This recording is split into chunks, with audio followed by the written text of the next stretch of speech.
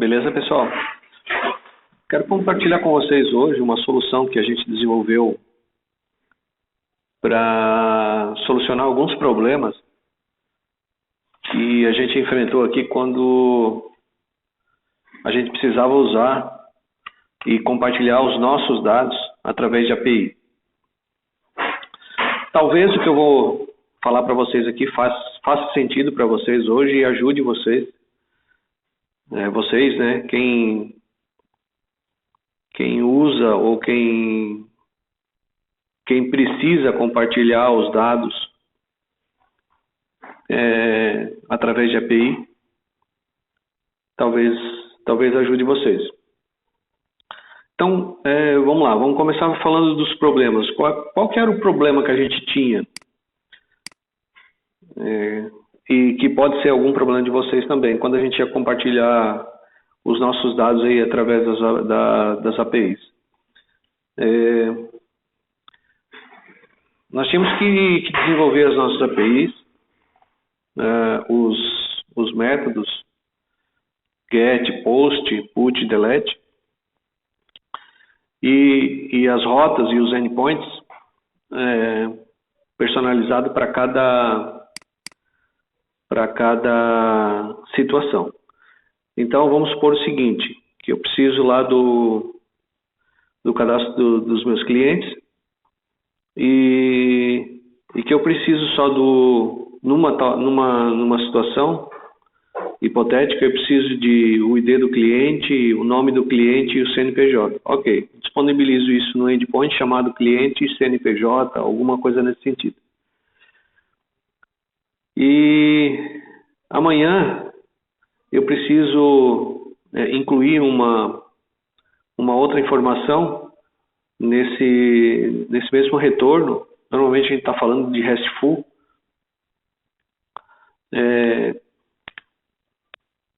Que retorna JSON.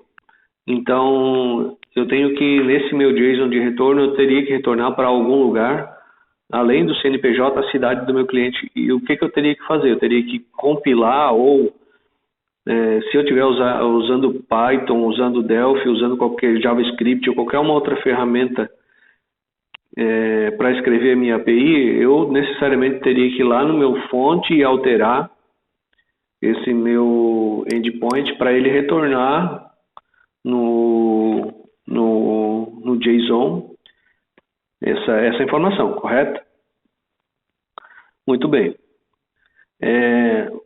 Para isso a gente demanda, né, ainda, demanda tempo e horas de programador. Então, qual que é a ideia aqui? A ideia é facilitar esse trabalho, ok? Então, a gente pode usar essa ferramenta, essa solução, em alguns lugares. Por exemplo, agora a gente está em alta aí, né? Está em moda essa questão aí do no-code, low-code, Flutter, Bubble, etc., que usa a comunicação via API. Então, quando eu uso essas ferramentas para desenvolver uma aplicação, e essa aplicação aí for uma aplicação que eu vou desenvolver um banco de dados novo, beleza, show de bola.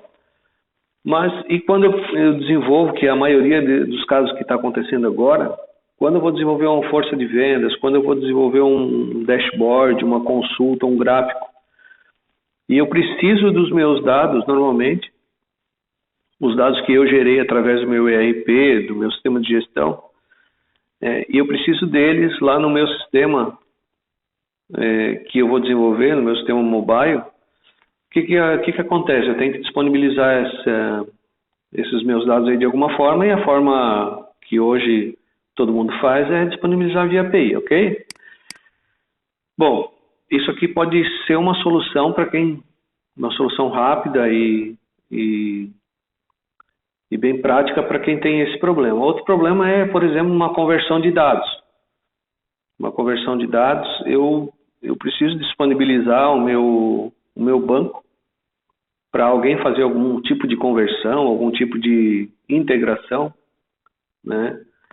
Eu preciso disponibilizar esses dados de alguma forma. E com essa solução aqui, você disponibiliza a tua solução. Se for ou se usar um desses bancos de dados que a gente vai ver aqui,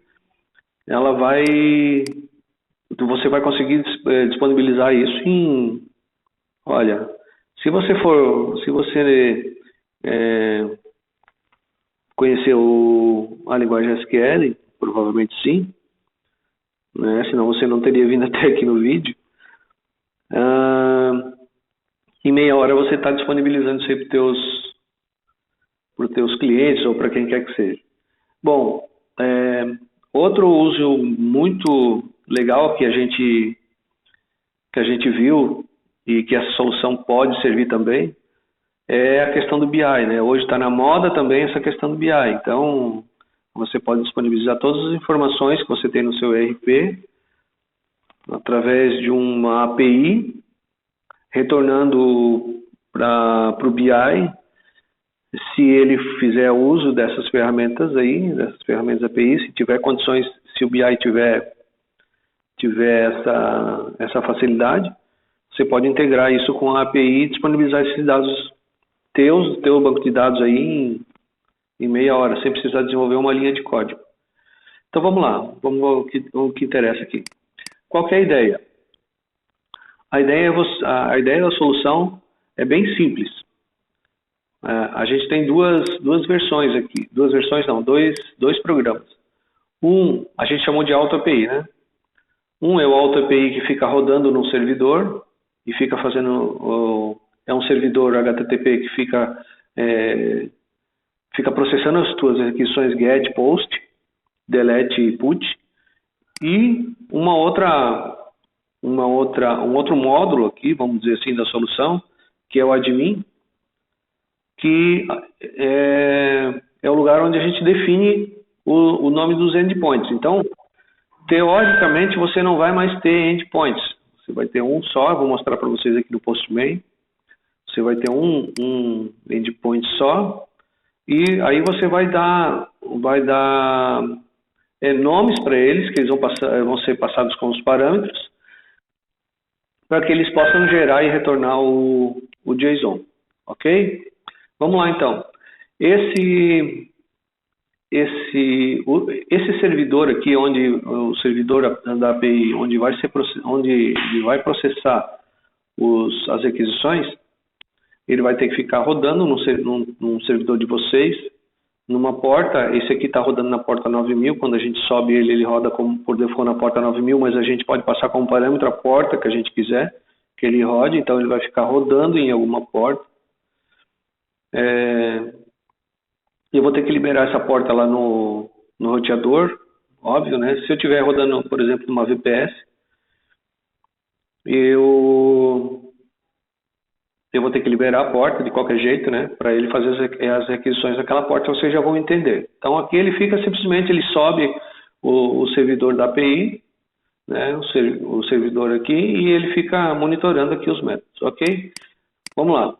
Nesse outro módulo aqui, a gente define quais são os endpoints que eu vou disponibilizar. Então, por exemplo, eu estou desenvolvendo um sistema em Flutterflow, por exemplo, ou em Bubble, e eu quero acessar a minha API para pegar os dados dos meus clientes. De um cliente só, então. Então, eu quero passar o ID do cliente, eu quero que me retorne lá os dados daquele cliente, ok? Beleza. Então, eu vou fazer um GET na minha API. O nome do meu endpoint vai ser clientes. E aqui é um negócio bem legal, um negócio bem importante. Eu posso ter bases de dados descentralizadas, ou, né, obviamente, eu posso ter tudo num servidor só, ou então eu posso ter aqui a base de dados de vários tipos. Então, eu vou fazer um exemplo aqui na minha base de dados MySQL, já vou mostrar para vocês também aqui. Eu tenho uma base de dados MySQL, mas eu posso ter Firebird, PostgreSQL, SQLite, MongoDB, e também o DBC, que aí abre todas as possibilidades, né? Então, eu digo para o sistema aqui que esse meu endpoint ele vai receber uma chamada GET, o nome dele vai ser clientes, é uma base de dados MySQL, e quais são os parâmetros de conexão com a base. Esses parâmetros de conexão com a base aqui, no MySQL, vão ser sempre padrão. Então, aqui, como eu estou localhost aqui, né, eu botei aqui root para não precisar colocar aqui os meus usuários da base. Mas aqui você pode fazer o seguinte, ó, se você tiver uma base numa VPS, na nuvem, você pode botar aqui o endereço IP da sua base, o nome da base, seu usuário e senha, ok? Bom, nesse caso aqui, eu vou demonstrar aqui com a base local. A minha base, o nome dela é Incorporadora Web XDemo, é um sistema de construtora e incorporadora que a gente tem aqui em MySQL. E aqui o meu usuário e senha do MySQL. Eu posso testar aqui a conexão. Então, ok, conectou. Eu sei que essa conexão aqui está funcionando. Beleza? Aqui eu tenho um site da documentação de cada tipo de base de dados. Né? Beleza. Então, eu vou gravar isso daqui. Eu sei que a conexão está feita. Agora, eu vou fazer o mais importante, que é o quê? Definir qual é o SQL que eu vou retornar quando o meu sistema lá, Bubble, Flutterflow, ou ou BI, qualquer uma outra coisa, fizer uma requisição naquela URL localhost 9000/clientes. Então, eu vou definir o SQL aqui, vou aumentar um pouco. Ok. Esse aqui é um SQL que eu estou fazendo dentro da minha tabela de clientes. Ok? Vamos fazer bem pequeno aqui. Então, eu estou fazendo um SQL bem simples aqui dentro da tabela de clientes, de pessoas, e eu quero passar como parâmetro o ID. Vocês já vão entender. Então, eu vou gravar isso daqui. Eu tenho um endpoint clientes que ele tem só um SQL aqui, que ele vai retornar um registro, que ele vai selecionar um registro do cliente onde o ID é tal. Agora vocês vão entender como é que isso daqui vai funcionar. Eu vou entrar no Postman, ok? Vou só diminuir um pouco aqui para vocês verem mais melhor aqui. Mais melhor, tá ok. Deixa eu aumentar um pouco aqui, não vai dar certo. Aí. Então, eu estou com esse meu servidor da API aqui rodando na porta 9000 em localhost, ok? Eu tenho que passar um token aqui, eu estou passando um qualquer só como exemplo. Então, essa aqui é a assinatura da minha API, então eu sempre tenho que passar aqui, JSON. E, como vocês podem estar notando aqui, depois do ponto de interrogação, vem os parâmetros. Então, eu passo o token, passo E igual ao nome do endpoint, que é esse cara aqui, clientes aqui. Então, o meu endpoint que eu estou fazendo uma requisição nesse endereço com alguns parâmetros. Um parâmetro é E de endpoint clientes e lembra do ID? Esse nome aqui desse parâmetro é o mesmo que eu uso aqui nos SQLs, ok? Então, imagina aqui que eu esteja em algum lugar fazendo essa requisição. Por exemplo, o Flutterflow fazendo essa requisição aqui. Quando eu chamo, ó, vou dar um send de novo. Quando eu chamo, ele vai lá na minha, tá vendo aqui que ele faz um log aqui de requisições? Então, ele vai lá no meu servidor, verifica qual é o endpoint, verifica qual é o SQL que eu tenho que executar, pega o meu SQL, substitui os parâmetros por esses aqui que eu passei aqui e me retorna um JSON.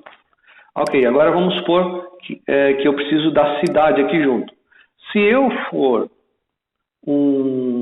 tiver a minha API desenvolvida de uma maneira padrão, por exemplo, em Python, eu tenho que ir lá no Python, no programa lá, no fonte da minha API, colocar lá a cidade para gerar o meu JSON. Dessa forma aqui, eu só faço o seguinte, só venho aqui e faço cidade, que é um select normal, certo? Só coloco o campo cidade aqui. Eu só vou testar aqui para ver se ele tá ok, tá? Então eu executo aqui, ó, tá vendo que ele executou sem problema. Eu tenho aqui também uma maneira de fazer os testes, só para ver se está rodando o SQL, ok? Volto, gravo aqui e a hora que eu chamo aqui, o que acontece? Ele já está com a cidade ali, beleza? Então, cara, isso aqui facilita demais a coisa. Agora vamos supor o seguinte, que eu quero fazer, eu vou fazer com vocês aqui mais um endpoint aqui. Eu vou fazer um get e vou chamar o meu endpoint de clientes ALL. Não, vou botar assim, todos clientes, ok? Eu vou fazer na minha mesma base de dados aqui, vou copiar isso daqui. Opa. Todos os clientes, eu vou vir aqui nos parâmetros, vou dizer que é MySQL, vou dizer que está no meu localhost nesse meu database aqui, ok? Vou testar só a conexão ok, vou gravar. Muito bem. Então agora suponhamos que eu quero criar um endpoint com todos os clientes. Como é que eu faria isso, por exemplo, em Python? Eu teria que ir lá, criar um endpoint chamado todos os clientes e repetir todo o método meu dos clientes, agora fazendo um while na tabela lá, um loop na tabela, para pegar todos os registros, ok? E escrever um a um. Mas aqui não precisa. Aqui eu vou fazer o seguinte. A ordem aqui, depois eu vou voltar aqui no aluguel, tá? Nesse endpoint aluguel aqui para vocês entenderem depois qual que é essa questão da ordem aqui. O ID do pai não tem, o nome aqui vai ser todos os clientes, vou botar aqui, todos os clientes. Descrição, também todos os clientes, ok? Tipo, é uma lista que eu vou retornar ou é um registro? É uma lista, porque eu vou retornar todos os meus clientes. E aqui no SQL, eu vou fazer o seguinte, select id nome, só para retornar dois campos aqui, pessoas, ok? E aí, além disso ainda, eu vou botar em ordem de nome. Eu quero que esse endpoint me retorne por nome, ok? Deixa eu executar aqui, ó, executei aqui, já veio todos aqui, porque eu não tenho nenhum parâmetro, então eu já posso fazer um teste, ok, voltei. Nesse momento aqui, eu já liberei um endpoint chamado todos os clientes, sem nenhum outro parâmetro, ok? Se eu chamar aqui, tá vendo, ó, ele cria uma lista. Se eu quiser dar um nome aqui para essa lista aqui menor um pouco, eu vou botar aqui clientes, só isso. Ok? Vou gravar e vou chamar a API novamente. Olha só que facilidade que tem para mudar esses nomes aí. Ó, beleza. Então ele criou uma array, me trouxe uma array JSON clientes com todos os meus clientes em ordem alfabética. Beleza? Ah, mas puta merda, faltou aqui o CNPJ do cliente. Ok. Ou a cidade do cliente. Vamos fazer isso aqui que eu já sei o nome. Beleza. Gravei, voltei. Se eu der um send aqui de novo, olha a facilidade que é. Já veio na minha listagem de clientes, veio isso aqui. Já posso usar isso daqui. Ok? Beleza. Agora vamos complicar um pouquinho mais. Como é um sistema de incorporadora e construtora, eu tenho a parte que controla os aluguéis. Bom, na parte que controla os aluguéis, eu tenho uma tabela de aluguel, uma tabela que tem as parcelas desse aluguel e uma outra tabela relacionada com essa tabela de aluguel de parcelas, onde eu tenho os recebimentos dessas parcelas dos aluguéis. Então aqui eu tenho 3 tabelas, uma relacionada com a outra. Aqui vocês vão entender qual é a ordem. A ordem é a ordem de processamento. Eu processo primeiro o A, o A1 e o A11. Né? Então é só para eu colocar em ordem aqui o processamento dos SQL. Aqui eu estou dizendo que esse SQL aqui não tem nenhum relacionamento com nenhum anterior. Nesse SQL eu estou dizendo que o pai desse SQL aqui é o 2, que é esse ID aqui. E aqui eu estou dizendo que o pai desse SQL número 4 é o número 3. O pai desse SQL número 4, que é o aluguel parcelas REC, é o SQL número 3. Então ele é filho desse aqui, é uma subconsul. Como é que vai funcionar isso? Aqui no aluguel, Vamos supor que aqui na API eu quero que retorne um registro de aluguel. Muito bem, então eu vou passar como parâmetro o ID do registro. Beleza. Só que nesse aluguel das parcelas, como ele tem um pai, aqui no SQL eu estou dizendo que o ID do aluguel é igual ao ID. Como ele tem esse ID aqui, como ele tem esse ID aqui como pai dele, o 2, ele vai pegar exatamente esse campo ID dessa tabela aqui, desse SQL aqui, que vai ser o ID, que vai ser a chave dessa tabela primeira, beleza? E da mesma forma esse aqui. Eu vou dizer que o pai desse SQL aqui é o número 3, e dentro desse número 3 aqui existe uma chave, que é o nome dela ID, e eu vou buscar os registros com o ID da parcela igual ao ID, que é o ID do pai, ok? Que é o 2. Muito bom. Dessa forma aqui, ele vai executar para cada registro de aluguel esse SQL, e para cada registro desse SQL, desse aqui, esse também. Então, agora vocês vão entender aqui mais facilmente. Então, se eu botar aqui que o meu endpoint agora é aluguel, tá aqui, aluguel, e o ID que eu quero buscar é o número 1. Quando eu faço um send aqui, o que ele faz? Ele monta um array para mim com um aluguel número 1, ok? Com o aluguel das parcelas, que é aqui, ó, tá vendo aqui? Aluguel das parcelas, com todas as parcelas desse aluguel. Vamos ver se tem algum que está recebido aqui. Não, acho que não vamos ter nenhum. Aqui, ó. Esse cara aqui, que é o aluguel das parcelas recebidas, ele também monta... Ah, aqui não tem, né? Ele monta para cada um em branco, claro, né? Não tem recebimento. Se tiver um recebimento, ele vai montar aqui todos os recebimentos referentes àquela parcela. Então, olha a facilidade que ficou aqui agora para montar um GET, por exemplo, em algumas outras tabelas. E aqui, aí você vai montando a sua API aqui, em 5 minutos, você monta toda a API para disponibilizar para quem quer que seja. E a facilidade não é só essa, a facilidade é de alteração da API também, né? Bom, aqui a gente falou de GET, mas eu posso disponibilizar também POST, posso disponibilizar o PUT e o DELETE, ok? O POST eu posso disponibilizar fazendo um POST nas tabelas e passando o JSON como parâmetro em cada requisição, né? Então eu passo no corpo do JSON, eu passo passo um JSON com o nome de cada campo que eu preciso usar no meu SQL. No meu SQL aqui eu uso eles como um parâmetro normal que vem daqui. Então eu posso fazer várias coisas aqui, principalmente o GET, né, para disponibilizar meus dados. Se faz sentido para vocês, eu estou à disposição para a gente conversar, trocar ideias, etc. Ok? Obrigado aí, pessoal.